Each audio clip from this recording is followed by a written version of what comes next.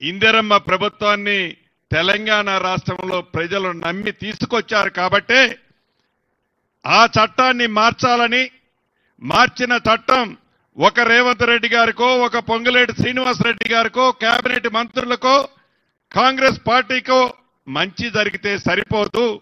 గ్రామీణ ప్రాంతంలో, గూడాలలో, తండాలలో ఉండే ప్రతి పేదవాడికి భరోసా కల్పించి భద్రత కల్పించే చట్టాన్ని తేవాలని తాపత్రయపడి ఈ భూభారత చట్టాన్ని ఆర్నిశలో అనేక రాత్రులు నిద్రపోకుండా మిత్రులు సునీల్ గారు కానీ, పెద్దల కోదండరెడ్డి గారు కానీ, మన అధికారులు కానీ, అనేక మంది మేధావులు కష్ట ఫలితమే వీరందరూ కలిసి సృష్టించిందే ఈ భూభారతి 2025 చట్టం.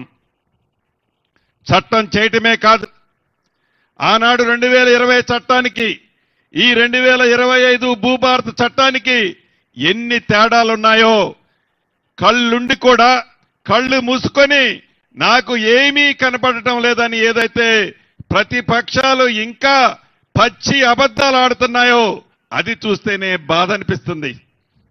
అసెంబ్లీలో మొన్న జరిగిన అసెంబ్లీలో కూర్చుంటే నా శాసనసభ్యులు, నా పార్టీకి సంబంధించిన శాసనసభ్యులు కాదు, వారి పార్టీకి సంబంధించిన శాసనసభ్యులు అసెంబ్లీలో నేను కూర్చున్న బెంచి పక్కన వచ్చి కూర్చొని నన్ను అడిగేది ఏందయ్యా అంటే, ధరణిలో మా భూమి ఎక్కలేదన్నా, నా బిడ్డ భారతి బదులు భరత్ రెడ్డి అని పడ్డదన్నా, నా భూమి 9 ఎకరాలుంటే 9 కుంటలని పడిందని వారి శాసనసభ్యులే, ఆనాటి వారి ప్రభుత్వంలో ఉన్న మంత్రులే వచ్చి దీన్ని కొద్దిగా సరిదిద్దాలన్నని అడుగుతుంటే, పక్కన గతంలో మంత్రులుగా చేసిన వారికి కనీస ఇంగిత జ్ఞానం కూడా లేకుండా ఏ భూభారత చట్టాన్ని అసెంబ్లీలో పాస్ చేయడానికి గౌరవ ముఖ్యమంత్రి రేవంత్ రెడ్డి గారి నాయకత్వంలోని మన ప్రభుత్వం చట్టాన్ని పెడితే, ఆ చట్టము పెట్టిన టైంలో కూడా నిస్సిగ్గుగా పదవి పోయిందనే ఉక్కు రోషంతో ఆ చట్టాన్ని కూడా ఆమోదించకుండా ప్రయత్నం చేసిన మహానుభావులు ఆ దొరవారు, వారి తొత్తులు. అటువంటి చట్టాన్ని ఏది ఏమైనా పేదవాడి కన్నీరికి, పేదవాడికి అండగా ఉండటానికి చేసే ఈ చట్టం ఇందాక అనేక అంశాలని సునీల్ గారు, అడిషనల్ కలెక్టర్ గారు మా మిత్రులు చెప్పారు. నిజం. అవే కాదు, ఈ చట్టం దేశంలోనే రోల్ మోడల్ చట్టం కాబోతుంది. ఈ చట్టంలోని ఒక 4-5 అంశాలను చెప్తున్నాం. 2020 చట్టం చేసేనాడు అధికారుల దగ్గరికి ప్రజలు పోవాల్సి వచ్చింది. 2025 మన భూభారత చట్టం చేసేనాడు అధికారులే మీ ఇంటి దగ్గరికి వస్తున్నారు. ఈనాడు ఆనాడు అప్లికేషన్ పెట్టాలి అంటే 1000 రూపాయలు కట్టాల్సి వచ్చేది. కాగితాలు, రాత అంతా మీరే చేయాల్సి వచ్చేది. ఈ చట్టంలో 1 రూపాయి కూడా తీసుకోదు ఈ ప్రభుత్వం, మన ప్రభుత్వం. అధికారులే మీ గ్రామానికి వస్తారు.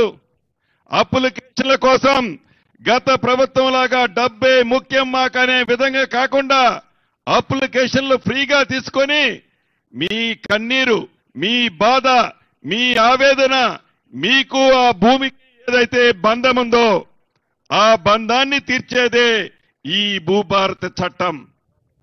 అంతేకాదు, గ్రామాలలో ఇందాక సైనికుడిగా పనిచేసి వచ్చిన మిత్రుడు చెప్పినట్లు ఇందిరమ్మ ప్రభుత్వం అంటేనే పేదవాడికి పంచే ప్రభుత్వం, పేదవాడికి ఇచ్చే ప్రభుత్వం, పేదవాడి కష్టాలు చూసి ఆ కష్టాలకి ఫలితాలు ఇచ్చే ప్రభుత్వం ఇందిరమ్మ ప్రభుత్వం. ఆనాడు ఈనాడు ఏ గ్రామానికి పోయినా ఇందిరమ్మ ప్రభుత్వంలో ఇచ్చిన ప్రభుత్వ స్థలాలు, వ్యవసాయ భూము పట్టాలు ప్రత్యక్షంగా కనిపిస్తాయి. ఆనాడు ఇందిరమ్మ ప్రభుత్వంలో మిగిలిన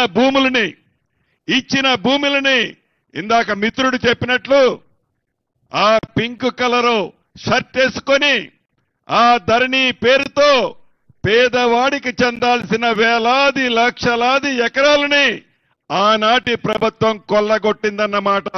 ముమ్మాటికి నిజం. వాటన్నిటినీ ఈ భూభారత